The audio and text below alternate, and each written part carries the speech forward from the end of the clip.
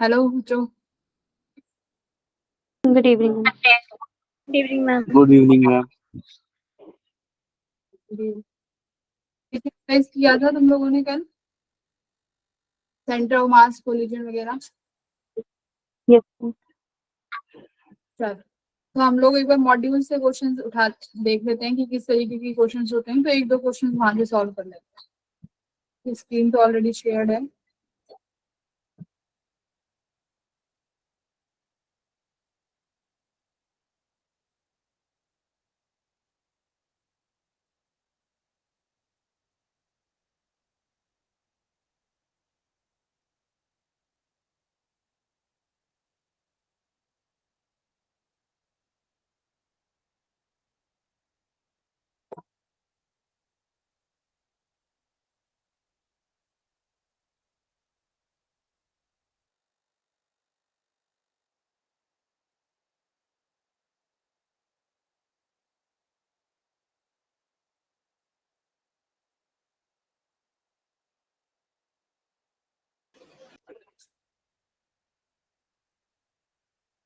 तो ये centre of mass से हम लोग स्टार्ट करेंगे कुछ कुछ क्वेश्चंस करते हुए।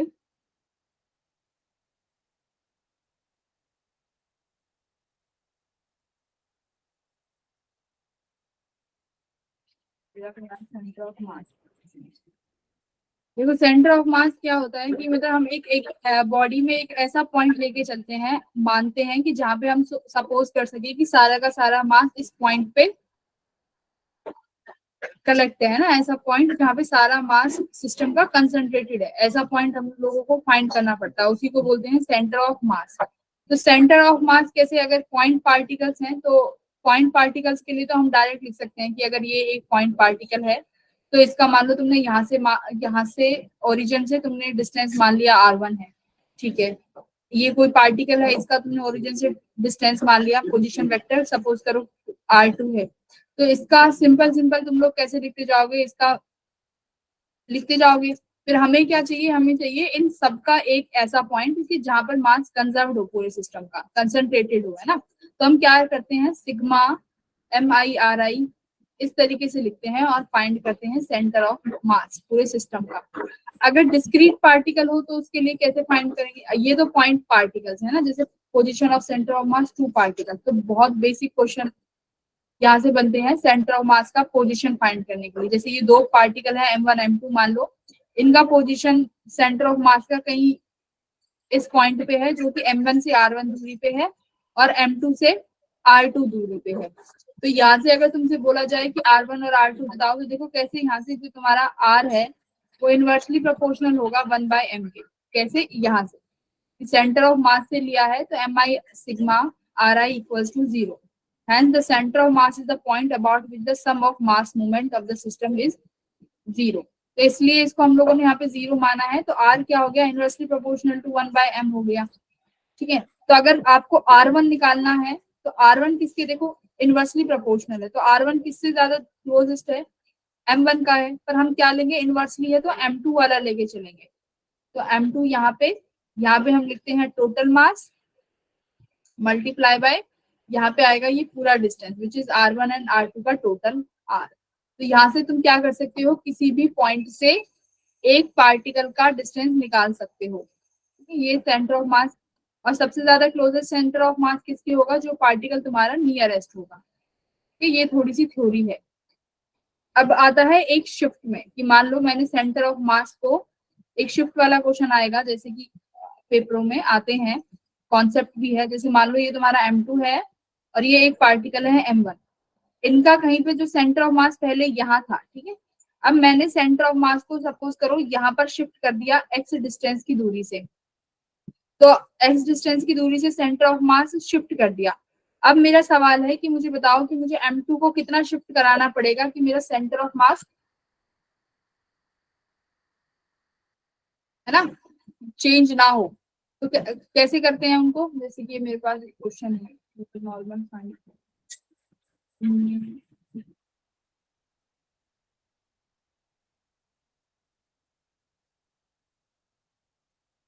हाँ, जैसे देखो ये वाला क्वेश्चन है, एग्जाम्पल नंबर 4।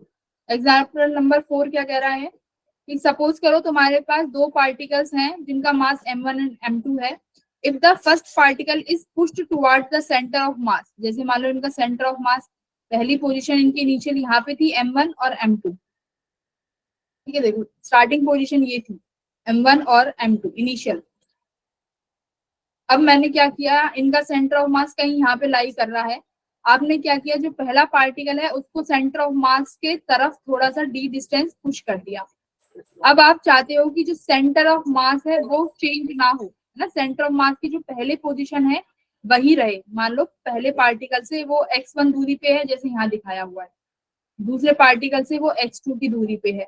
तो आप मुझे बताओगे कि m2 को हम लोग कितना चलाएं कि तुम्हारा सेंटर ऑफ मास इसी पोजीशन पे बना रहे जहां पे पहले था। तो कैसे करेंगे बताओ ऐसे वाले क्वेश्चन को।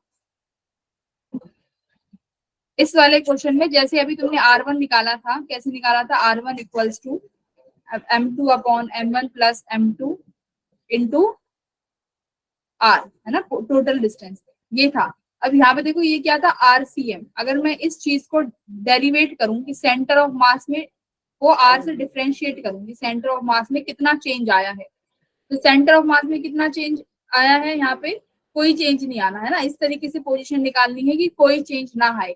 तो RCM उसका डेरिवेटिव में करूंगी तो वो 0 हो जाएगा। तो ये क्या होगा मेरा m2, मास में तो कोई चेंज आने वाला ही नहीं, m1 प्लस m2, और ये हो जाएगा मेरा dr। तो m2 dr equals to m1 dr, मतलब डिस्टेंस है ये, है ना, m2 m1 upon m2 dr। तो ये क्या हो गया, देखो m2 को कितना, m1 को हमने कितना चलाया है, मान लो ये मेरा m1 है, तो m1 में कितना शिफ्ट आया है बच्चों, d। तो मैंने यहाँ पे m1 में d शिफ्ट लेके आई m2। तो m2 में कितना शिफ्ट लेके आना है ये मुझे फाइंड करना है, इसको dr2 बोलो, इसको dr। तो ये इस तरीके से तुम्हारा फॉर्मूला निकल के आया है। जिसमें तुमसे शिफ्ट पूछा जाए कि किसको कितना शिफ्ट करना है, तुम इस फॉर्मूले से आसानी से निकाल सकते हो। तो तुम्हारा dr2 यानी यहाँ पे d डैश दिया हुआ है, तो कितना आ गया m1 अपॉन m2। तो ये समझ में आया कैसे किया है। बेसिक इक्वेशन ये थी RCM वाली, बेसिक इक्वेशन ये थी। इसमें आप लोगों ने क्या किया है, इसको डेरिवेट किया कि मतलब RCM का शिफ्ट कितना है। RCM का शिफ्ट कितना था इस सवाल में, 0 था ना, कोई शिफ्ट नहीं हुआ। तो m2 को कितना शिफ्ट करना है, कैसे निकालेंगे, यहाँ से निकालेंगे। कितना, m1d कहा गया, m1 का शिफ्ट कितना, d1 equals to m2, d का शिफ्ट कितना, d2। तो यहाँ से तुम d2 इजीली फाइंड कर सकते हो, which is m1 bye m2 d1। तो बेस ये वाला चीज जो आती है वो इसी बेसिक से निकल के आती है। इतना समझ में आया।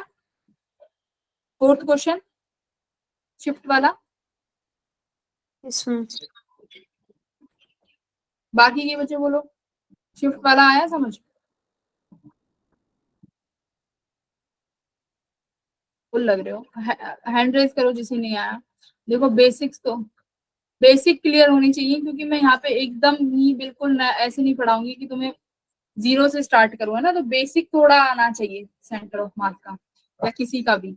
अब तुम इसी बात पे क्वेश्चन नंबर फोर्थ करो, ये थर्ड करो, question number third point mass के लिए फटाफट से। और एक चीज याद रखना, जब भी सेंटर ऑफ मास निकालोगे तो एक्स डायरेक्शन के लिए अलग निकलेगा, वाई के लिए अलग, घुला मिला मत देना, ठीक है। तो हर कोऑर्डिनेट, ये RCM है ना, तो देखो अगर वेक्टर फॉर्म में है तो ठीक है, कोई दिक्कत नहीं, डायरेक्ट लिख सकते हो। अगर एक्स एक्सिस में है तो एक्स के लिए अलग लिखोगे, जैसे ये XCOM। अगर वाई में है तो वाई के लिए अलग लगाओगे, फॉर्मूला वही रहेगा M1R1। करो।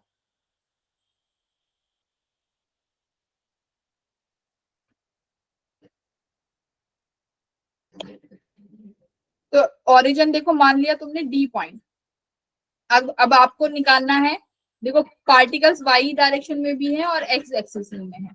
तो तुम्हें अभी सेंटर ऑफ मास की दो पोजीशन एक्स एक्सिस में भी चाहिए और वाई एक्सिस में भी चाहिए। तो एक्स एक्सिस के लिए निकालोगे तो m4 तो देखो ओरिजिन पे ही है, तो m4 तो 0 हो गया, जैसे मैं XCM का लिखे, तो m4 का पोजीशन 0 प्लस m3 का कितना है देखो, प्लस अब mb का देखो कितना है, एक्स एक्सिस में, एक्स एक्सिस में m2 का है 1 प्लस m1 का कितना है एक्स एक्सिस में, देखो 0, यहाँ लिखोगे 0, तो तुम्हारे ये दो तो कैंसिल ही हो गए। तो एक्स कोऑर्डिनेट कितना आया, देखो m4 m3 plus m2 upon total mass. तो टोटल मास कितना है सबका, m3 का 3, m2 का 2, तो ये हो गया तुम्हारा 5 अपॉन टोटल। तो टोटल कितना है 4 और 3, देखो टोटल ये दे m1 m2 m3 m4, तो 4 प्लस 3 7, 7 प्लस 3 10, तो 5/10। तो देखो कितना कोऑर्डिनेट आ गया 1/2। सिमिलरली किसके लिए लगाओगे, फिर YCM के लिए लगाओगे, ठीक है। तो ये हो गया पॉइंट पार्टिकल्स के लिए।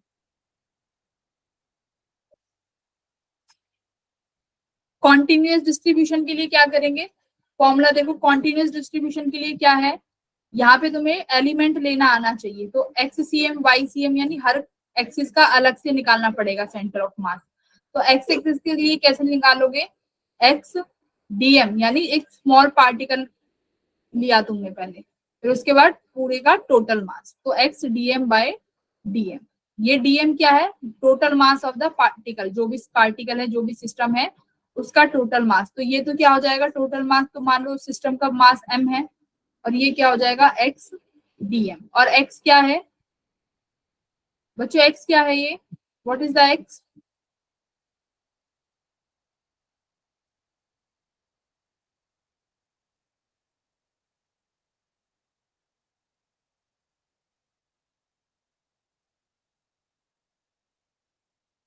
x वो पॉइंट है जहां से तुमने उस डीएम मास को लिया है ना, जिस पॉइंट से तुमने, मान लो कोई पॉइंट है, मान लो ये कोई भी रॉड है या कुछ भी है, तुमने अगर ये डीएम एलिमेंट कट किया है, मतलब इस पूरी रॉड का मास टोटल m है, तुमने छोटा सा डीएम मास कट किया है, तो ये डीएम मास को तुम कहाँ से रेफरेंस ले रहे हो, इस पॉइंट से ले रहे हो, तो ये कितनी दूरी पे हो गया, मान लो x दूरी पे है, तो ये एक x यहाँ पे वो ऑलरेडी रहेगा, तो x डीएम बाय डीएम इस तरीके से। जैसे देखो यूनिफॉर्म रोड के लिए निकालो, यूनिफॉर्म रॉड का सेंटर ऑफ मास कैसे निकालोगे, एलिमेंट लेना आना चाहिए, तुम लोग कर लोगे, करिए कितना आएगा बताओ।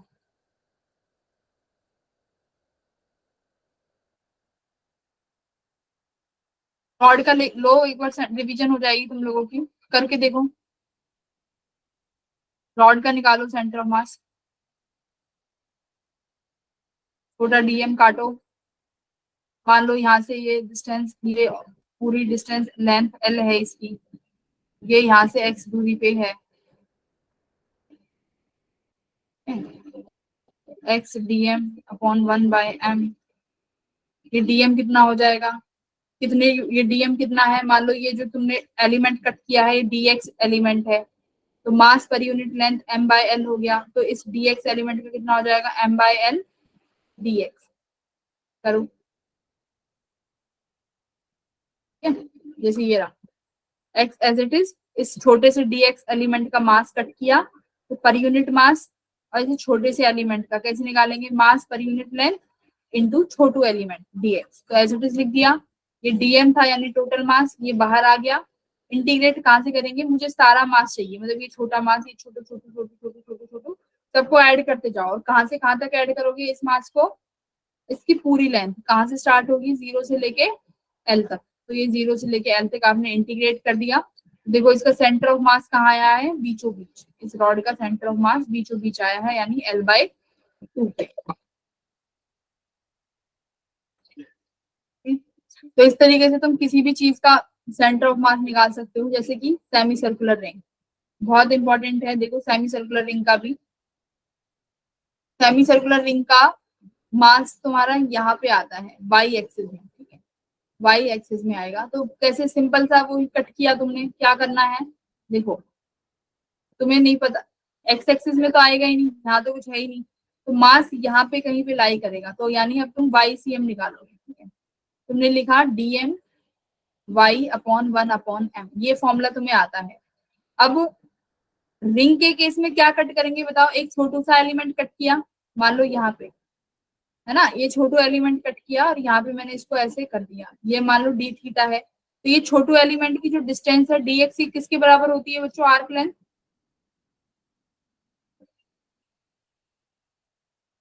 बोलो बोलो जल्दी बोलो, r t theta। हाँ ये dx लेंथ है और ये d थीटा मैंने यहाँ पे एलिमेंट कट किया है, तो ये सिंबल यहाँ से ये कितना हो जाएगा, देखो r d थीटा हो गया। ठीक है, तो ये r d थीटा लिख दिया। तो ये dm का, अभी तुमने dx कट किया है, अब तुम्हें इस r d थीटा का क्या चाहिए, पूरा मास चाहिए। ये तो एलिमेंट, ये तो तुम्हारा स्मॉल एलिमेंट है, बट मुझे इस स्मॉल एलिमेंट का मास चाहिए। तो इस स्मॉल एलिमेंट का मास कैसे निकालेंगे, मास पर यूनिट लेंथ इनटू उस छोटू एलिमेंट का mass which is r d theta. Length कितनी है यहाँ पे इस सेमी सर्कुलर रिंग की जिसकी रेडियस आर है, इस लेंथ को क्या लिख सकते हैं, इसका circumference which is pi r, right, into r d theta. तो ये क्या हो गया तुम्हारा डीएम। इस तरीके से तुम डीएम निकाल सकते हो। अगर जिसको एलिमेंट लेना आता है ना, उसे कोई दिक्कत नहीं आएगी। तो डीएम की जगह क्या लिखा, देखो यहाँ पे m upon pi r r d theta. अब बात आई इस y की, डीएम तो काम हो गया। अब ये y क्या है, y कैसे लेंगे कि भाई तुम जिस एक्सिस से ले रहे हो ये इतना डिस्टेंस है कितना, तो ये y डिस्टेंस चाहिए इस एलिमेंट का। ये जो एलिमेंट कट किया है इसका डिस्टेंस कितना है इस एक्सिस में, ना, जिसे y cm में लिया है, तो y एक्सिस में ही तो डिस्टेंस लोगे। अगर जो ये पार्टिकल तुमने कट किया है this is in the y axis, तो इसकी डिस्टेंस कहाँ से ली है, ओरिजिन से लिया है। तो कितना डिस्टेंस है ये यहाँ से, देखो कितना डिस्टेंस होगा। अगर ये तुम्हारी रेडियस r है, ठीक है, तो ये एंगल थीटा बनाएगा। तो ये वाली जो लाइन होगी ये कितना हो जाएगा, r साइन थीटा। ये जो वर्टिकल एंगल कंपोनेंट है this is r sine theta. तो ये y जो है this is r sine theta. यहाँ पे तुमने ये रख दिया, इंटीग्रेट कहाँ से कहाँ कर देंगे, 0 से लेके पाई तक। तो 0 से लेके पाई तक इंटीग्रेट कर दोगे तो you will get YCM which is 2r by pi. तो सेंटर ऑफ मास इसका कहाँ गया, 2r बाय पाई। अगर तुम्हें एलिमेंट लेने आते हैं तो इलेक्ट्रिक फील्ड में और सेंटर ऑफ मास और मोमेंट ऑफ इनर्शिया, यहाँ पर कभी दिक्कत नहीं आएगी। डिस्क का निकालो एक बार, कैसे निकालोगे जरा, कोई बताना डिस्क का कैसे करेंगे।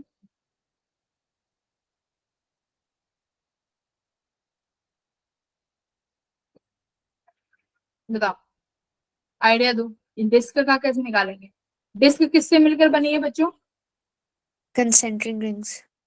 हाँ, डिस्क रिंग से बनी है ना, बहुत सारी कॉन्सेंट्रिक रिंग्स हैं, उससे मिला के तुमने एक डिस्क बना दिया। और रिंग का तुम सेंटर ऑफ मास ऑलरेडी निकाल चुके हो, है ना, रिंग का निकाल चुके हो और तुम्हें डिस्क का चाहिए, तो तुम एक रिंग कट कर लो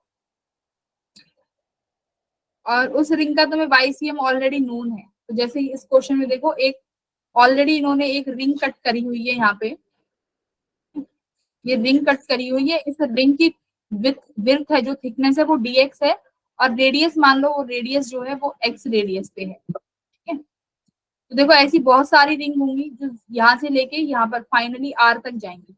तो इंटीग्रेशन तो तुम कर दोगे 0 से r तक। Yes, ma'am. हाँ, तो पहले तो इसका डीएम लिखो कितना है, और y तुम्हें पता ही है, y तुम्हें पता है सेंटर ऑफ मास कहाँ है इस रिंग का, बताओ answer.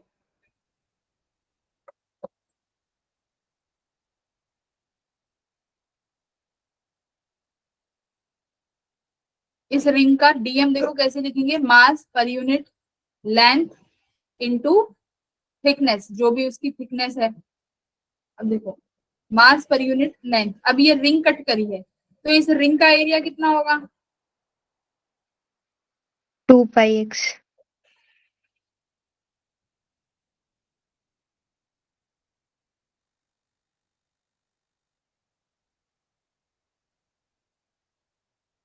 Pi x thickness square. होगी ना, थिकनेस, इसकी ये तो थिकनेस हो गई कि इसके पास इसकी जो एरिया है ये कितना है पाई एक्स, और इसकी थिकनेस कितनी है dx।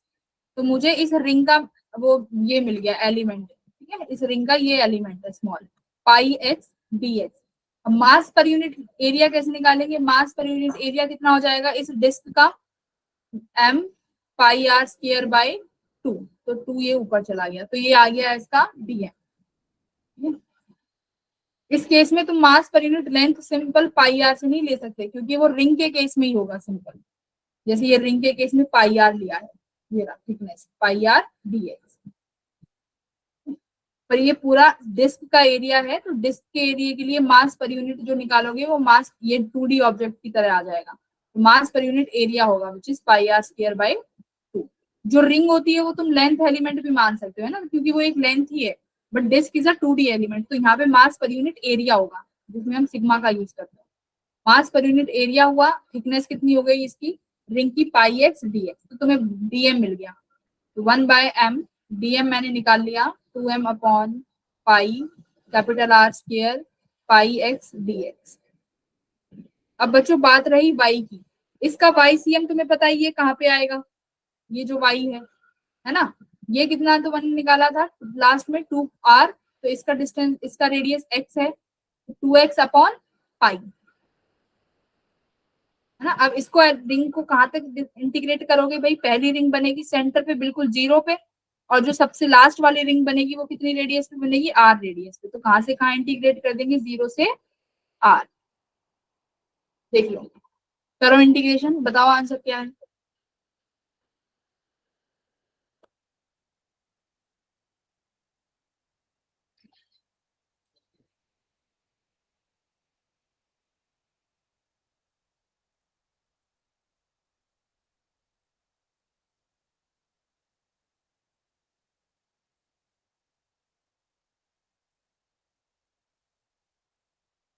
तो सारी चीजें बाहर आ जाएंगी, 2m बाहर आ गया, पाई स्क्वायर बाहर आ गया, r स्क्वायर बाहर आ गया, अंदर बचा शायद x square dx। X square dx का इंटीग्रेशन कितना हो जाएगा, एक्स क्यूब बाय 3। करो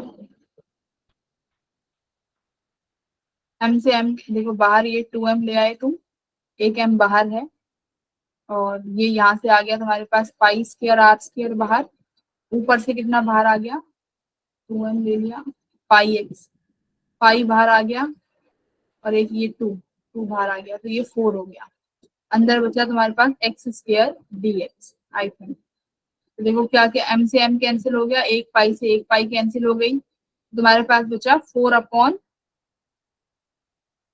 स्क्वायर, है ना, आई थिंक यही बचा, और ये लिमिट 0 से r, तो ये कितना हो जाएगा r क्यूब बाय 3, और एक पाई है यहाँ पे, तो ये तुमने कैंसिल कर दिया, तो ऊपर एक r बच गया, तो 4r अपॉन डी, 4r। ठीक है, तो ये तुम्हारा 4r अपॉन 3 पाई। तो इस तरीके से तुमने एलिमेंट लेने आने हैं, बहुत आसान है, बहुत आसानी से कर ले जाओगे अगर डीएम मास काटना आता है तो।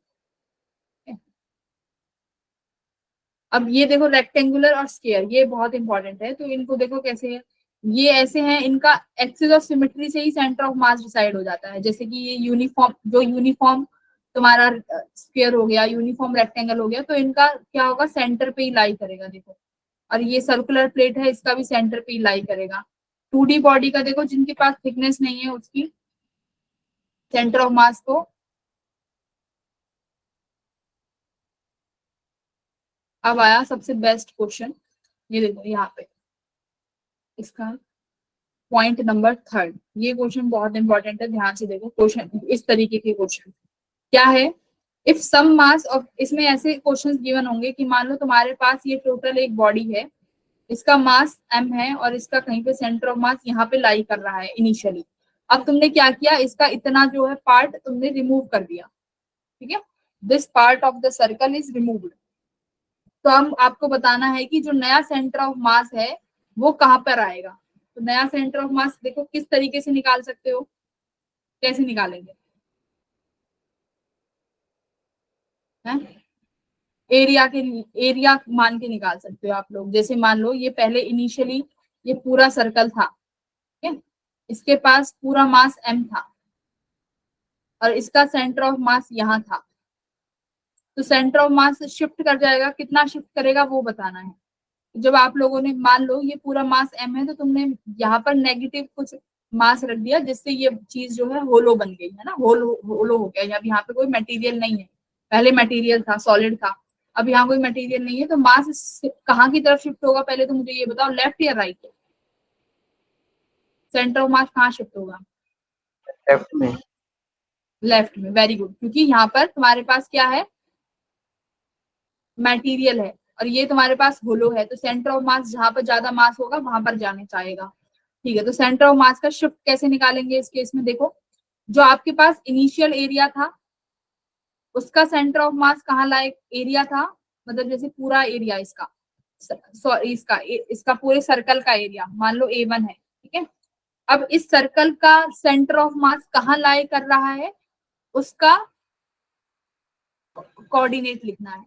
कि मान लो जैसे तुम्हारा ये पूरा सर्कल था, इसका कोऑर्डिनेट यहाँ सेंटर पे लाई कर रहा है, तुम यहाँ ओरिजिन मानना चाहो तो ओरिजिन का 0 लिख सकते हो, तो उस सेंटर ऑफ मास का ये कोऑर्डिनेट है, ठीक है।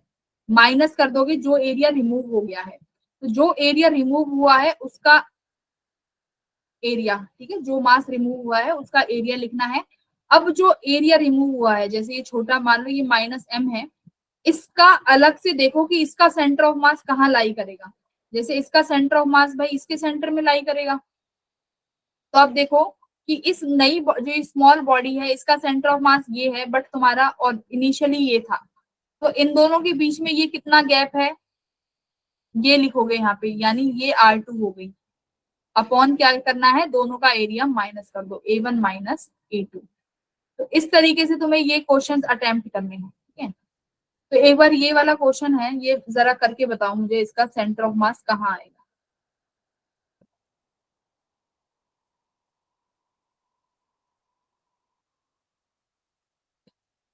फॉर्मूला मैंने बता दिया है, ये वाला फॉर्मूला अप्लाई करना है, A1R1 करिए।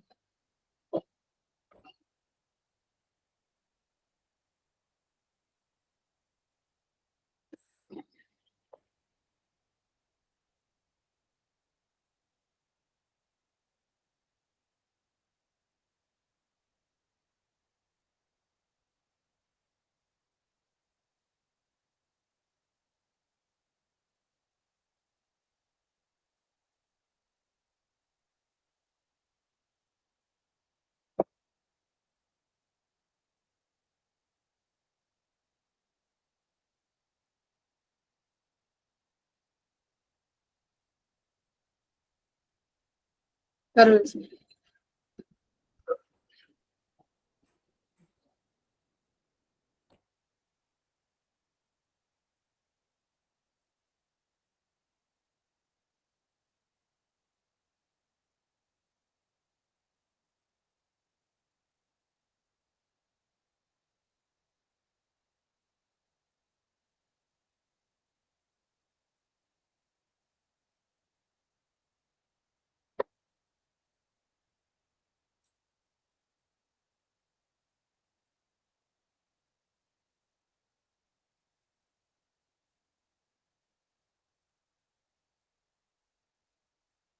पहले कितना एरिया था वो लिखो, पूरे कंप्लीट सर्कल का।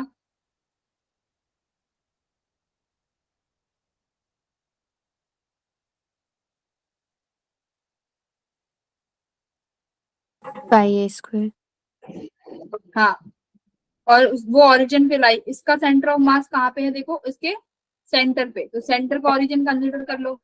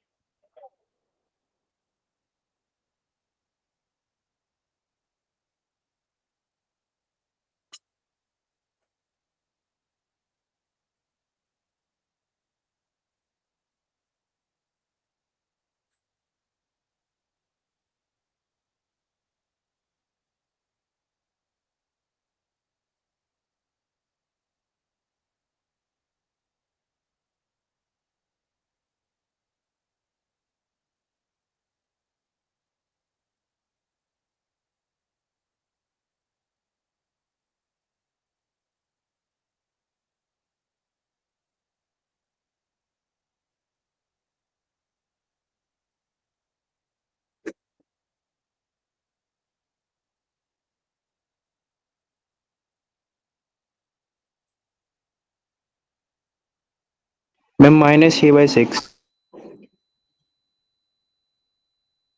ठीक है, देख लेते हैं। तो पहले इनिशियली एरिया मैंने बोला था formula A1 R1 minus A2 R2 upon A1 minus A2। तो इसका एरिया पहले आपके पास था कंप्लीट बॉडी का, ठीक है। A1 मतलब कंप्लीट बॉडी, तो पाई ए स्क्वायर। R1 मतलब इस बॉडी का जो वो है मोमेंट, सेंटर ऑफ मास वो कहाँ पे है, सेंटर पे। सेंटर को ओरिजिन मान लेते हो तो 0 कर दो, ठीक है। माइनस जो बॉडी को रिमूव किया गया है, अब उसका एरिया लेना है। अब देखो जो बॉडी रिमूव करी गई है उसका रेडियस कितना है, जरा देखो। उसका A/2 पूरा डायामीटर ए है, तो इसका मतलब उसका रेडियस A/2 हो गया। तो A/2 का स्क्वायर। अब R2 मतलब इस बॉडी, जो ये बॉडी रिमूव करी गई है उसका सेंटर ऑफ मास कहाँ लाई करेगा। इस बॉडी का सेंटर ऑफ मास भाई बिल्कुल इसके सेंटर पे लाई करेगा। तो कितना दूरी हो गया, A/2 A/2 दूरी, है ना। तो ये A/2 पे, तो ये A/2 हो गया। और ये तुम्हारा पाई ए, अब मतलब ये जो एरिया है ये लिख दो, minus pi A square by 4। तो ये तो 0 हो गया, तो ये तुम्हारा पाई ए स्क्वायर क्यूब क्यूब अपॉन 2 2 जा 4, 4 2 जा 8, और ये 4 यानी 3 पाई ए स्क्वायर बाय 4। तो ये हो गया 4 2 जा 8, और पाई ए स्क्वायर बाय 16 ही आ गया, 6 हो गया। माइनस कर लो, है ना। ये तुम्हारा पाई से तुम यहाँ से पाई कैंसिल कर सकते हो, इससे एक ए कैंसिल कर सकते हो, तो ऊपर एक ए बचेगा। और ये 3 और ये 2 ये साथ हो जाएंगे, तो दिस इज A/6। तो कहाँ शिफ्ट हो गया, अब ये तो तुम्हें पता है कि A/6 आया। अब बात आई साइन की। तो ये साइन देखो, अगर तुमने ये ओरिजिन माना है तो तुम्हें पता है कि ये इधर शिफ्ट होगा, क्योंकि यहाँ पर मास ज्यादा है। तो this is the left side of your x axis, that means this side is -x। ये -A/6 आंसर, ठीक है। वाई Yes, में कोई ma'am. नहीं आएगा। Very good, well done, -A/6 is the correct answer. और ऐसे ही एक कॉमन सिस्टम है, देखो रेक्टेंगुलर प्लेट है ये। अब पढ़ा ही रहे हैं तो एक बार इनको भी देख लो, तुम्हारी रिवीजन हो जाएगी।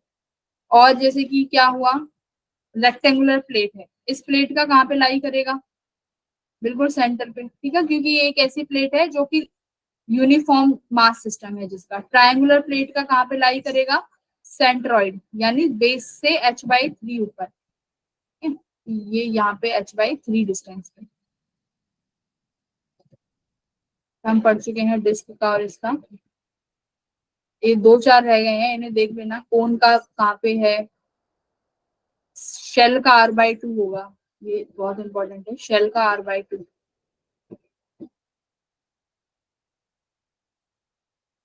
ये करो जरा। एक रॉड है, देखो a uniform thin rod is bend in the form of loop. तो ये लूप, एक रॉड को बेंड कर दिया इस लूप में, ABCDEFA, ठीक है। तो अब वाई कोऑर्डिनेट कहाँ आएगा सेंटर ऑफ मास का, देखो। तुम्हारे पास यहाँ पे दो तो रिंग है, एक ये वाली रिंग हो गई AE, और एक तुम्हारे पास BD वाली रिंग हो गई। तो BD वाली रिंग को अगर कंसिडर करो पहले, BD, BD वाली रिंग का रेडियस R है, ठीक है। देखो ये वाला, इसका रेडियस R है, और रिंग का कितना होता है 2R/पाई, ठीक है। तो इसका कहीं 2R/पाई होगा, ठीक है, मान लो यहाँ पे।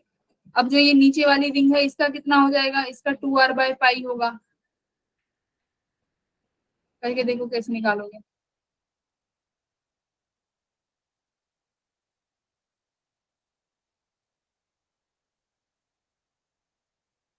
सभी एलिमेंट का अलग अलग लिखते जाओ।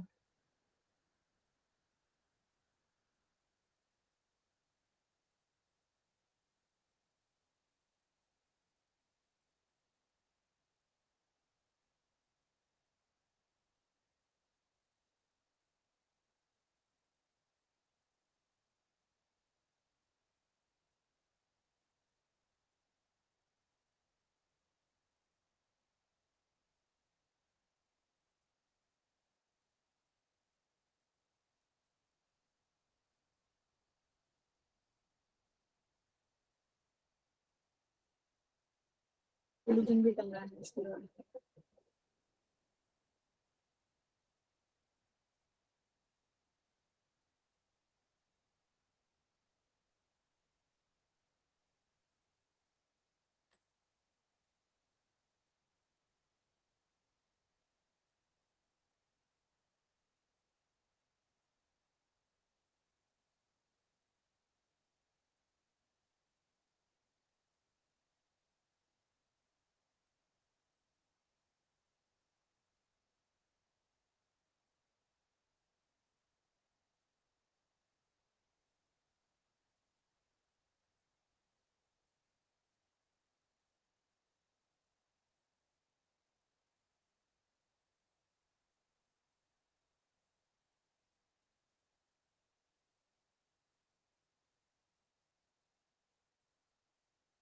मास पर यूनिट लेंथ मान लो लैम्डा, क्या फॉर्मूला होता है, YCM लगाते हैं, M1R1 प्लस M2R2 ऐसे करते हैं ना, तो यहाँ पे भी वही करना है। सिमिलर R1 तुम्हें पता ही है किस मास का कहाँ पर सेंटर ऑफ मास है, जैसे ये वाली रिंग है, BCD रिंग है, ठीक है, BCD मास पर यूनिट लेंथ लैम्डा हो गया, ये वाला फॉर्मूला लगाना है इसमें,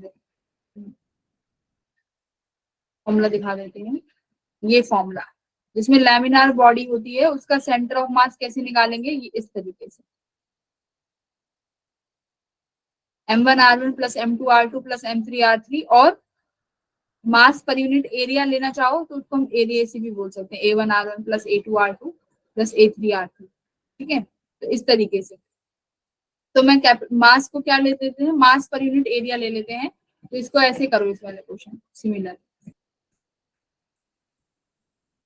तो मास पर यूनिट लेंथ देखो लैम्डा है तो लैम्डा लिख दिया, तो कितने का तुम्हें मास चाहिए इस पूरी सर्कल का, सेमी सर्कल का, जिसका रेडियस कितना है 5r, इसका R1 यानी इसका सेंटर ऑफ मास कहाँ पे लाई करेगा, सेंटर से 2r/पाई, तो यहाँ पे तुमने लिख दिया 2r/पाई। फिर दूसरे सेमी सर्कल का रेडियस कितना है देखो 2r, तो इसका मास कितना हो जाएगा लैम्डा पाई 2r, और इंटू 2 × 2r अपॉन पाई, ठीक है, अपॉन में इन सबका लेंथ, अब इन सबका मास लिखते जाओ, तो M1 plus M2 plus M3, तो देखो कितने हैं, एक तो ये सेमी सर्कल हो गया उसका लैम्डा पाई आर, उसके बाद दूसरा हो गया जिसका तुमने लैम्डा 2 पाई आर लिखा है, फिर ये AB जो छोटे छोटे एलिमेंट है CD, तो ये मान लो ये रेडियस R है, स्मॉल स्मॉल ये गिवन, क्योंकि पूरा ऐसे सर्कल बनेगा, ठीक है, ऐसे इस तरीके से।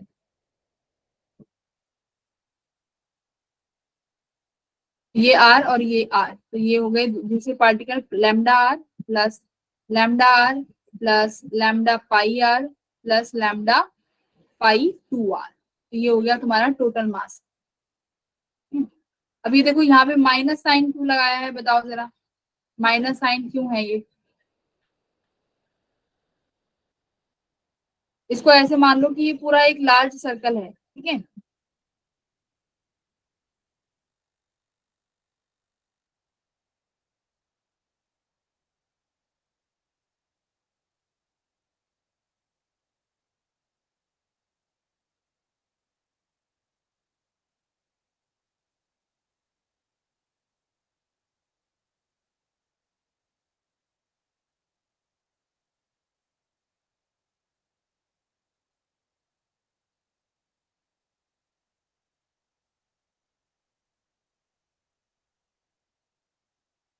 तो तुम्हारा इजीली ये आंसर यहाँ से आ जाएगा -6r3π/2।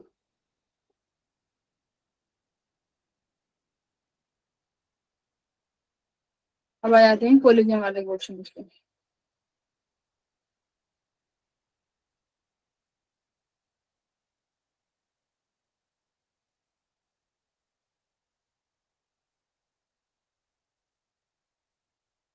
ये वाले क्वेश्चंस भी देखो बहुत इंपॉर्टेंट है, ये वाले इस तरीके के, अभी टाइम हमारे पास आधा घंटा है।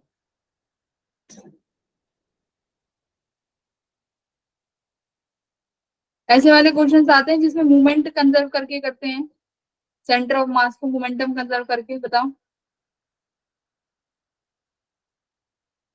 मैम करा दो।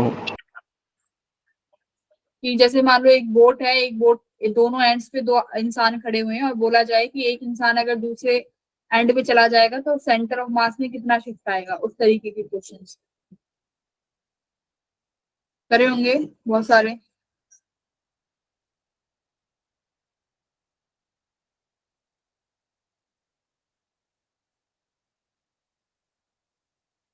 तो करा देती हूँ।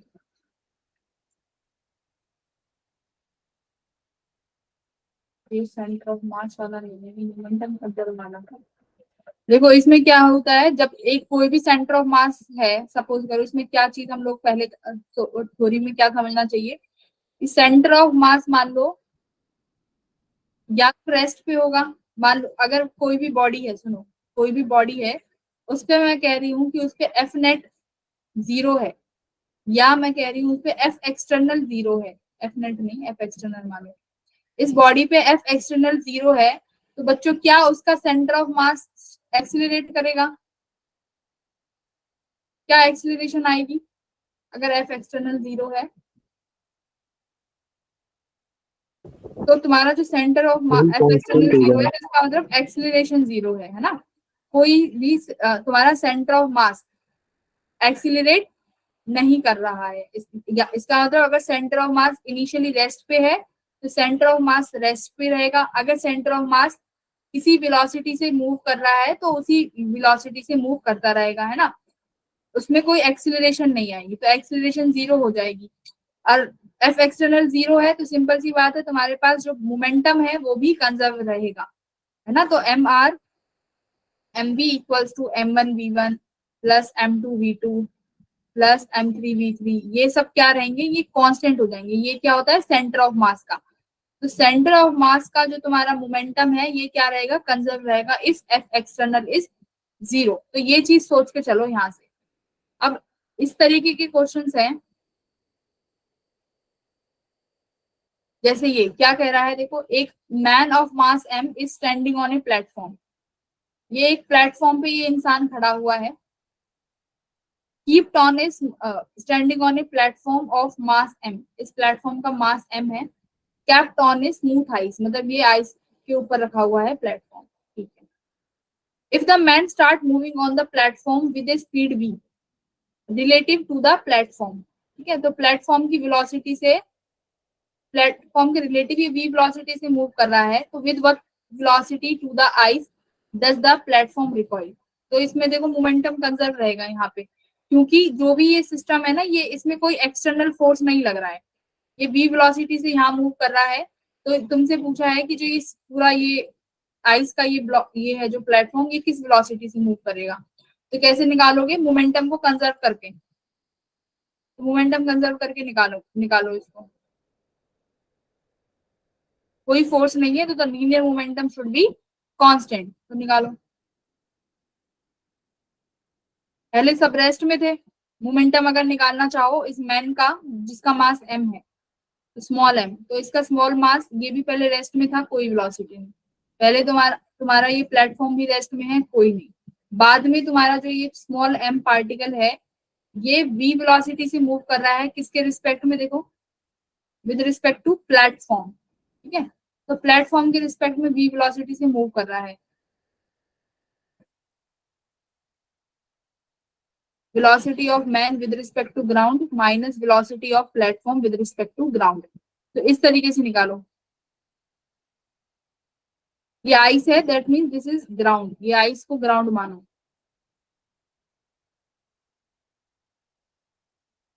तो प्लेटफॉर्म की velocity with respect to ground पूछी है। डायरेक्शंस के अकॉर्डिंग देख लो, अगर ये तुम लेफ्ट में माइनस v मान रहे हो तो इसको माइनस v मान लो। मैन की velocity with respect to ground कितनी हो जाएगी? ये तुम्हें ये तुम्हें जरूरत पड़ेगी इसकी, minus velocity of platform with respect to ground.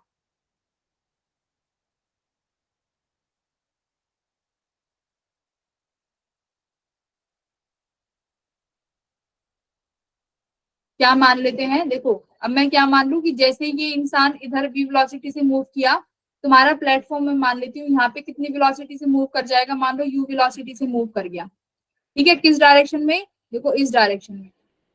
तो ये विद ग्राउंड ही है, तो इस डायरेक्शन में ये कौन सी वेलोसिटी, किस डायरेक्शन में है? ये पॉजिटिव एक्स एक्सिस में, तो ये तुम्हारा यहाँ पर u हो जाएगा। तो मैन की velocity with respect to ground और आइस कितनी आ गई? देखो, माइनस v, और ये यहाँ जाके ये माइनस यू कितना हो जाएगा? Plus u. तो कितना आ गया तुम्हारा मैन की वेलोसिटी? u minus v। ये velocity of man with respect to ice. पूछा क्या है? Man start moving on the platform with what velocity related to the ice does the platform move?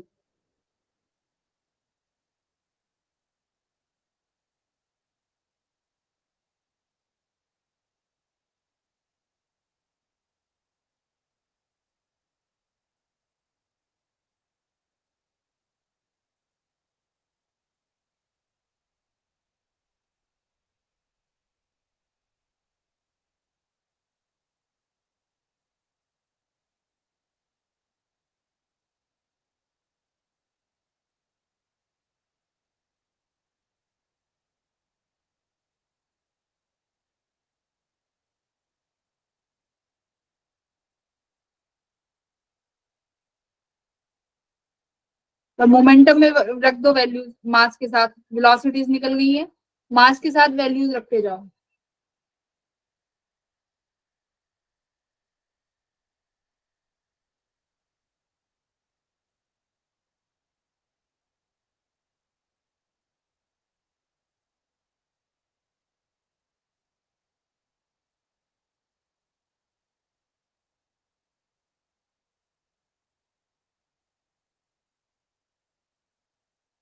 देखो हमारा u माइनस वी ये इसलिए आया है क्योंकि हमने डायरेक्शन अपोजिट लिए हैं, ठीक है, ये इस चीज का ध्यान रखिए।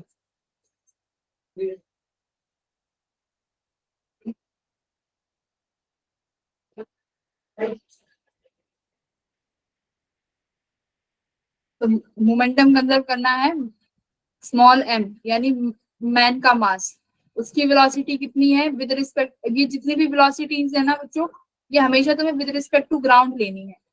तो ग्राउंड के रिस्पेक्ट में स्मॉल m की वेलोसिटी कितनी है, देखो यहाँ पे हमने निकाली है u माइनस वी, ठीक है, तो यहाँ पे लिखती हूँ मैं u माइनस वी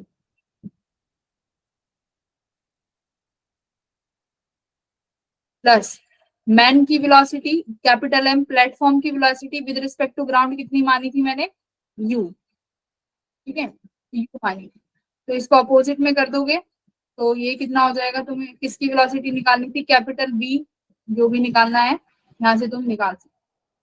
तो इस तरीके से ये क्वेश्चन अटेम्प्ट होते हैं, यहाँ तो कुछ गिवन नहीं था खास तुम्हें, ठीक है, लेट करके चलनी थी चीजें।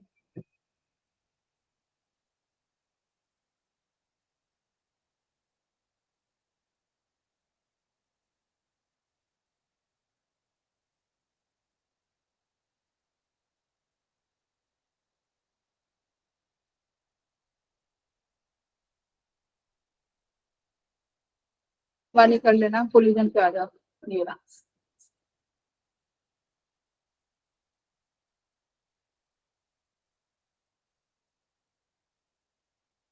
देखो कोलिजन में जो तुम्हारा इलास्टिक कोलिजन है, वहां मोमेंटम और काइनेटिक एनर्जी दोनों कंजर्व करनी है, ठीक है, काइनेटिक एनर्जी कंजर्व रहेगी। तो तुम्हारे पास यहाँ से जैसे कि दो स्टार सवाल कर लेते हैं, जैसे ये क्वेश्चन है, तो two identical balls approaching towards each other on a straight line with velocity 2 metre per second and 4 metre per second, तो तुम्हें बताना है कि फाइनल वेलोसिटी क्या रहेगी अगर कोलिजन कैसा है, इलास्टिक है, तो क्या रहेगी।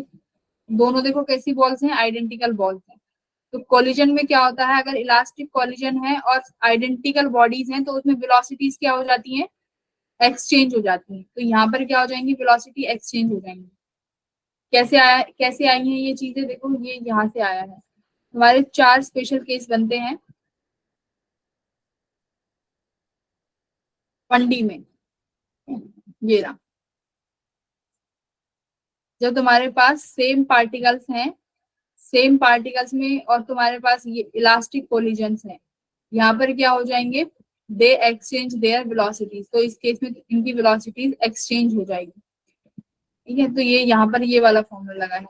अभी यहाँ पर क्या है, देखो क्या बोला गया है कि अगर एक मास है जो बहुत ज्यादा हैवी है, ठीक है, एक मास बहुत ज्यादा हैवी है, तो क्या होगा, मान लो तुम्हारे पास इसमें क्या है, जैसे मान लो ये एक अर्थ है, ठीक है, अर्थ पे तुमने कोई बॉल, जैसे फर्श पे तुम बॉल से खेलते होंगे, तो एक जो बॉडी है, जब इसमें भी तो कोलिजन है, तो एक अर्थ पे तुम जब फर्श पे जब बॉल को स्ट्राइक कराते हो, कोलिजन होता है, तो क्या अर्थ की वेलोसिटी में कोई चेंज आता है, वो तो रेस्ट पे है, तो उसी वेलोसिटी में रहेगी। तो जो बॉडी बहुत ज्यादा हैवियर है उसकी वेलोसिटी में देखो क्या लिखा है, नो चेंज, उसकी वेलोसिटी में कोई चेंज नहीं आएगा। ये चीज यहाँ पर ये चीज बताई गई है कि there is no change in the velocity of the heavier particle, तो हैवियर पार्टिकल की वेलोसिटी में कोई चेंज नहीं आएगा। जैसे कि तुम्हारे पास है, देखो ऐसे क्वेश्चंस बहुत आते हैं, ये वाला इस तरीके के। क्वेश्चन नंबर 24 क्या कह रहा है, 4 आइडेंटिकल बॉल्स हैं, तो समझ जाना इसका मतलब जहां आइडेंटिकल बॉल आ जाए और कोलिजन हो इलास्टिक, तो ये एक्सचेंज करेंगे अपनी वेलोसिटीज, ठीक है। ये क्वेश्चन यहाँ से इस प्रिंसिपल पे है कि एक्सचेंज होगा वेलोसिटी का। अब पूछा गया है फाइंड द फाइनल वेलोसिटी, तो फाइनल वेलोसिटी बताओ ए बी सी डी के पास कितनी रहेगी, ए बी से कोलाइड करेगा तो बी रेस्ट पे है, देखो ए ने बी से कोलाइजन किया तो बी किस पे है, रेस्ट पे, तो कोलिजन के बाद ए किस पे आ जाएगा, रेस्ट। अब बी मूव करना शुरू कर देगा, है ना, u वेलोसिटी से। Yes ma'am. अब ये जैसे ही ये मूव करना स्टार्ट कर देगा, अब डी सी से टकराएगा, डी जैसे ही सी से टकराएगा डी रेस्ट पे आ जाएगा और सी मूव करना स्टार्ट कर देगा। अब ये दोनों टकराएंगे, दोनों के पास कितनी वेलोसिटीज हैं, यू यू। अब ये अपनी वेलोसिटीज को एक्सचेंज करेंगे, तो सेम वेलोसिटीज है पर डायरेक्शन बदल जाएंगी। तो मतलब फाइनली तुम्हारा जो बी है वो इस तरीके से घूमेगा यू वेलोसिटी को लेके, और सी ऐसे घूमेगा इस वेलोसिटी को लेके, है ना। तो इस तरीके से तुम्हारी फाइनल वेलोसिटीज आएंगी ये रही। फिर इसके बाद जब ये इधर जाएगा तो यहाँ पे ए पार्टिकल है जो रेस्ट में बैठा हुआ है, यहाँ पे डी पार्टिकल है जो रेस्ट में बैठा हुआ है, तो ये प्रोसेस कंटिन्यू होती रहेगी। अभी ये आगे ए से टकरा जाएगा, ये तुम्हारा बी पार्टिकल और सी, फिर ये प्रोसेस कैसी रहेगी, कंटिन्यू होती रहेगी। तो कहाँ तक इन्होंने पूछा है तुम देख लो। तो बी इन्होंने फिर से रेस्ट में ले आए और सी को भी रेस्ट में ले आए, और वही सेम वेलोसिटी से डी। अब देखो बी जब टकराएगा इससे, बी इससे टकरा गया तो वेलोसिटी एक्सचेंज हो गई, बी 0 पे आ गया। इसके बाद का डायग्राम बनाओ, डायरेक्शन क्या हो जाएगी, ए की इस डायरेक्शन में चला गया। अब बी चुपचाप बैठ गया। अब सी ने अपनी सारी एनर्जी किसको दे दी, डी को दे दी। अब डी अपनी इस एनर्जी को लेके यहाँ चला जाएगा और सी चुपचाप बैठ जाएगा। अब कोई कोलिजन नहीं होगा क्योंकि डायरेक्शंस क्या हो गई, देखो डायरेक्शंस बदल चुकी हैं। बी और सी के पास कभी भी अब दोबारा कोलिजन नहीं होगा, यानी बी और सी रेस्ट पे रहेंगी और ए और डी की डायरेक्शन चेंज हो चुकी है। बोलो, ऐसे क्वेश्चंस तुमने देखे होंगे पीवाईक्यूज में बहुत मिल जाएंगे, ऐसे क्वेश्चंस आते हैं। आ गया है ऐसा प्रिंसिपल, कैसे करते हैं इन सवालों को। Yes ma'am. तो इनमें जब तक तुम्हें देखो तब तक कंटिन्यू करना है जब तक कोलिजन तुम्हारा बंद ना हो जाए। जैसे मैंने पहले ही बंद कर दिया था, तब मैंने तो वहां पे नहीं हुआ, तुम्हें दोबारा से कराना है। तो बी दोबारा ए से टकराएगा तो ए अब उसी वेलोसिटी से इधर की तरफ चला जाएगा, फिर डी टकराएगा, फिर डी अपनी इस वेलोसिटी को यहाँ से लेके चला जाएगा। पर जब यहाँ पर जब कोलिजन हुआ तो देखो बी और सी में जब कोलिजन हुआ तो इन्होंने एक दूसरे की डायरेक्शन को भी चेंज कर दिया। बी इधर आ रहा था और सी इधर। अब सी के पास यू वेलोसिटी किस डायरेक्शन में है, लेफ्ट डायरेक्शन में, तो बी देखो यू वेलोसिटी को लेफ्ट डायरेक्शन में लेके गया। ठीक है, तो ये चीज कोलिजन इस तरीके से होंगे। चलो ये क्वेश्चन नंबर 25 करो।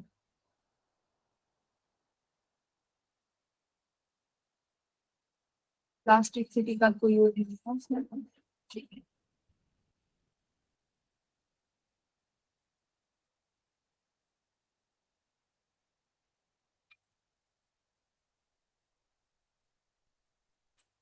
करो क्वेश्चन नंबर 25।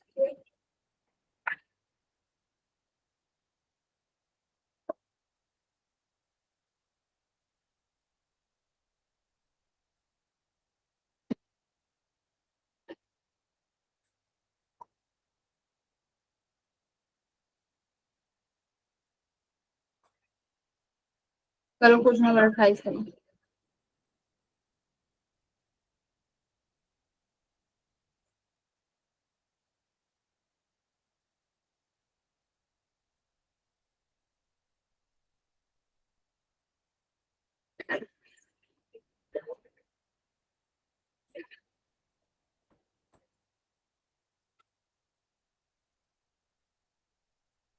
क्वांटम कंजर्व करो पहले और फिर फाइनल वेलोसिटी निकालो कोलिजन के बाद।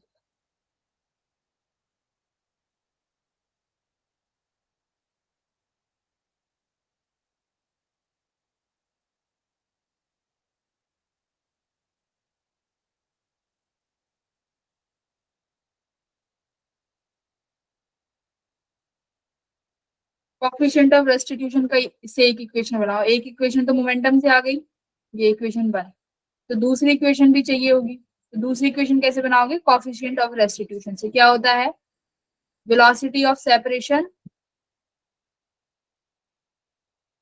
Upon velocity of approach.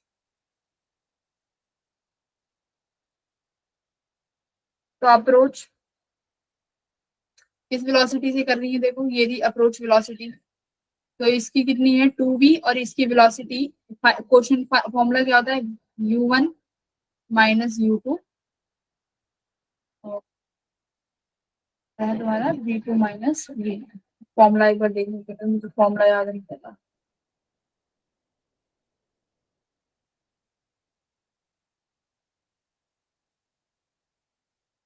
ठीक है, v2 minus v1 upon u1 minus v1। ठीक है, ये फॉर्मूला है तुम्हारा कोएफिशिएंट ऑफ रेस्टिट्यूशन का। अब देख लो कैसे लिखोगे, एक बार सीख लो। u1 वेलोसिटी, यानी ये जो पार्टिकल है ये इसकी इनिशियल वेलोसिटी 2v है। किस डायरेक्शन में घूम रहा है? राइट डायरेक्शन में, तो विथ डायरेक्शंस लिखनी है तुम्हें। तो ठीक है, 2v को 2v लिख दिया, माइनस u2। u2 देखो किस डायरेक्शन में है? लेफ्ट डायरेक्शन में है, तो अब इसको यहाँ पे माइनस v लिखना। ठीक है, क्या लिखोगे? Minus v। अब v2 क्या है? देखो वेलोसिटी, ये वाली वेलोसिटी है v2, मतलब ये सेकंड पार्टिकल की वेलोसिटी को v2 बोला गया है। ये इनिशियली u1 वेलोसिटी, ये u2, इसकी फाइनल वेलोसिटी को v1 और इसकी फाइनल वेलोसिटी को v2। तो v2 की डायरेक्शन देखो क्या हो गई, जब ये एक दूसरे से कोलिजन करेंगे तो ये इधर चला गया और ये इधर घूम के चला जाएगा। डायरेक्शन अब देखो v2 कहाँ पे है? ये रहा। तो v2 राइट डायरेक्शन में है, तो v2 को एज इट इज लिख देंगे माइनस v1। v1 की डायरेक्शन भी राइट है, तो इसको भी ऐसे लिख दो। इलास्टिक कॉलिजन में ये कितना हो जाता है? 1 हो जाता है इसकी वैल्यू। तो ये कितना हो गया? v2 minus v1 upon 3v। ठीक है, इक्वल्स टू 1। तो equation v2 minus v1 equals to 3v, एक इक्वेशन आ गई तुम्हारे पास ये। तो एक इक्वेशन ये रही, कहाँ गई? ये रही एक इक्वेशन जो मोमेंटम से आई है। दूसरी इक्वेशन कहाँ से आएगी? हमेशा कोएफिशिएंट ऑफ रेस्टिट्यूशन से, इधर से। तो दो इक्वेशन तुम्हें यहां से मिलेंगी, याद रखना। ठीक है, तो ये दोनों इक्वेशन आ गई। अब इजीली तुम एलिमिनेशन मेथड से फाइनल वेलोसिटी निकाल सकते हो कि v1 कितनी है और v2 कितनी है। फिर पूछा क्या है? काइनेटिक एनर्जी में लॉस निकालो। चलो अब आगे का काम तुम करो, तुम्हारे पास सारी वेलोसिटीज हैं, करो।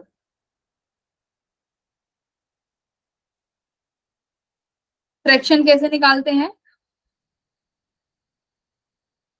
Final kinetic energy minus initial upon में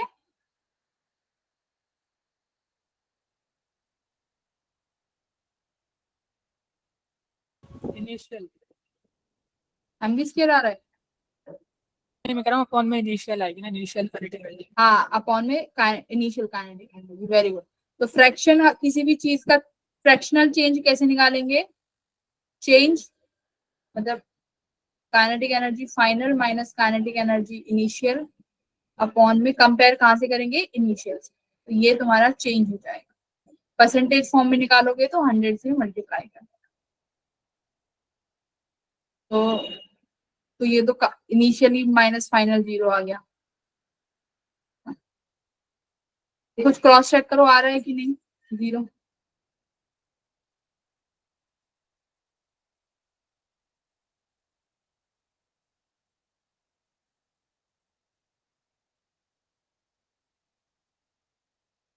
फ्रैक्शंस चेंज ऐसे ही निकालते हैं।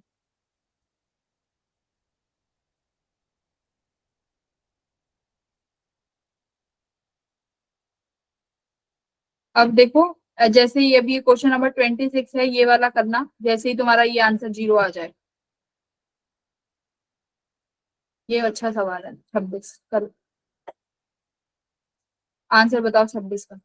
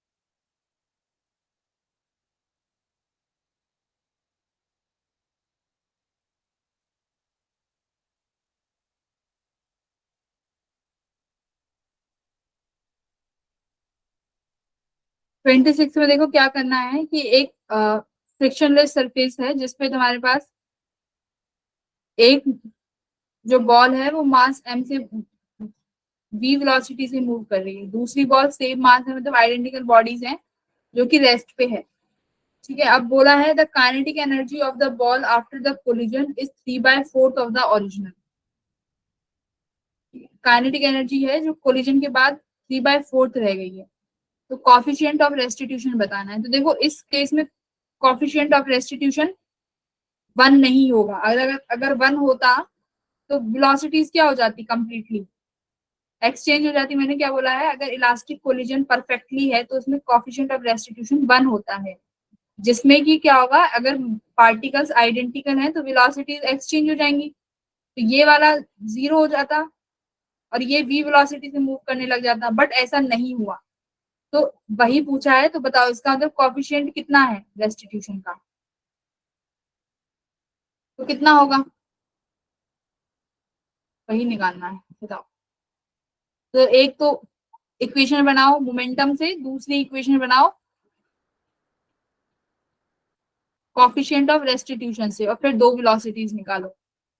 जैसे कॉफिशिएंट ऑफ रेस्टिट्यूशन से निकालते हैं तो मान लो E है, फॉर्मूला क्या होता है, v2 minus v1 upon u1 minus u2।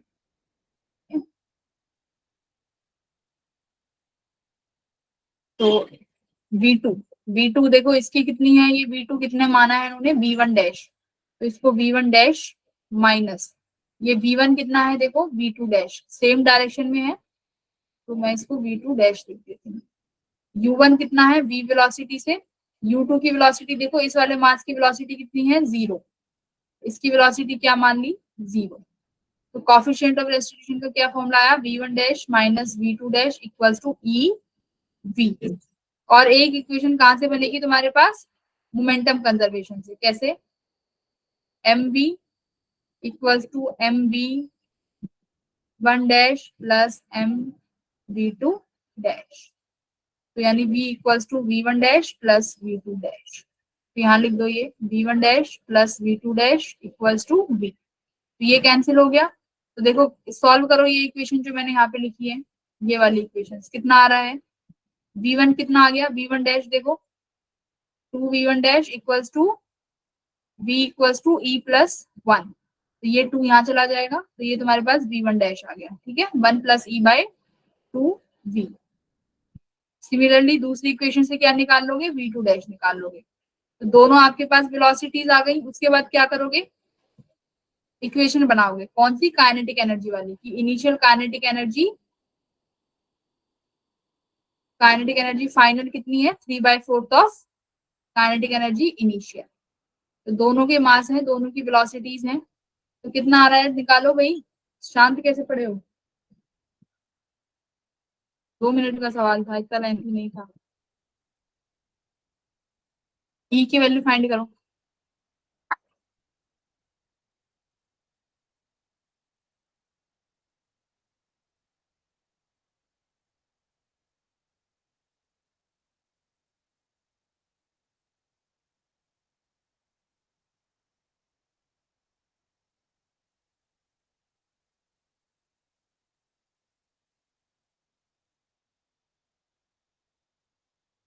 कितना आ रहा है, कोएफिशिएंट ऑफ रेस्टिट्यूशन 1/√2 आ रहा है कि नहीं आ रहा है।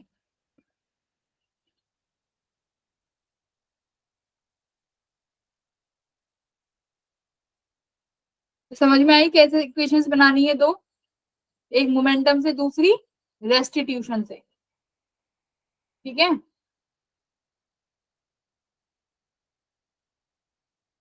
डायरेक्शंस का ध्यान रखना, जब वैल्यूज रखोगे तो विद डायरेक्शंस रखनी है। अगर एक राइट में जा रही है तो वो पॉजिटिव, अगर दूसरी लेफ्ट में है तो उसको नेगेटिव लेके चलोगे। ये हैवियर ब्लॉक प्रॉब्लम है। जैसे देखो ये क्या है तुम्हारे पास, ये एक वॉल है जिसकी वेलोसिटी 1 मीटर पर सेकंड है, तो ये बहुत हैवी ऑब्जेक्ट हो गया बॉल। अब ये बॉल 1 मीटर पर सेकंड से घूम रही है, और ये बॉल जो है भाई बहुत हल्का ऑब्जेक्ट होगा, इसका मास बहुत लाइट होगा, है ना। और कॉफिशिएंट ऑफ रेस्टिट्यूशन क्या बोला है, ball is moving heavy with speed assume elastic. ठीक है, जहां ये आ जाए इलास्टिक कोलिजन तो मान लो ई की वैल्यू जो है वो कितनी है 1 है, ठीक है, ये आपको सपोज करना है। तो बताओ कि क्या वेलोसिटी होगी बॉल की।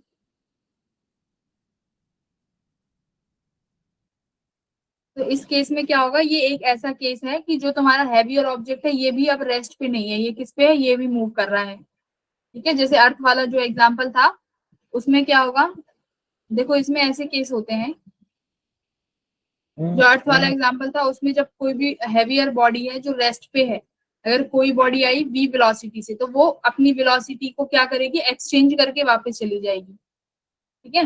जब जैसे बॉल को तुम फर्श पे क्या कोलाइड कराते हो तो उतनी वेलोसिटी से वो वापस उल्टी चली जाती है ना, तो अपनी वेलोसिटी को क्या करेगी, डायरेक्शन चेंज कर लेगी, मैग्नीट्यूड वही रहेगा।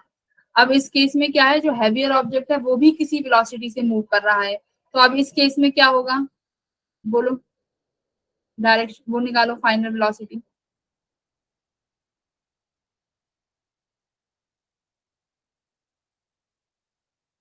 देखो हैवियर ऑब्जेक्ट है, डायरेक्शन तो चेंज होगी होगी बॉल की, बट बॉल की वेलोसिटी में कुछ नहीं आएगा। जो ये दीवार है ये दिख रही है, इसकी वेलोसिटी में तो नो चेंज, कोई चेंज नहीं आएगा, बट इसकी में आएगा, कितना आएगा वो निकालो।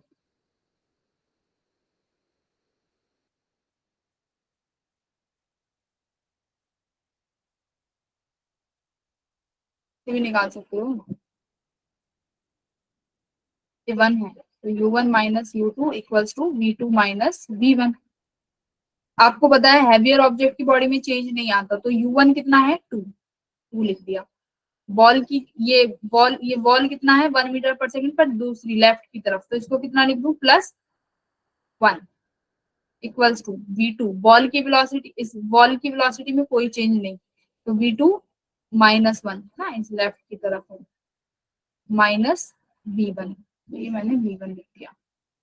तो ये 3 + 1 इक्वल्स टू -v1, तो कितना हो गया, 4 इक्वल्स टू -v1। माइनस क्या दिखा रहा है कि इस बॉल की वेलोसिटी कितनी हो गई, 4 मीटर पर सेकंड हो गई, पर डायरेक्शन क्या हो जाएगी, इधर की तरफ, कितना आ गया, 4 मीटर पर सेकंड, ठीक है।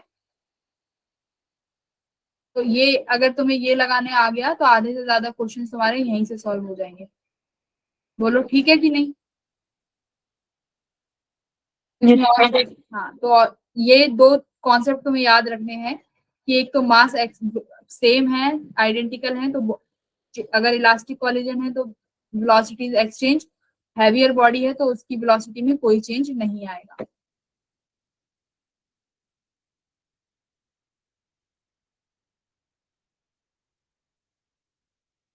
चलो फिर ठीक है भाई, कल के टेस्ट के लिए थोड़ा सा पढ़ लेना।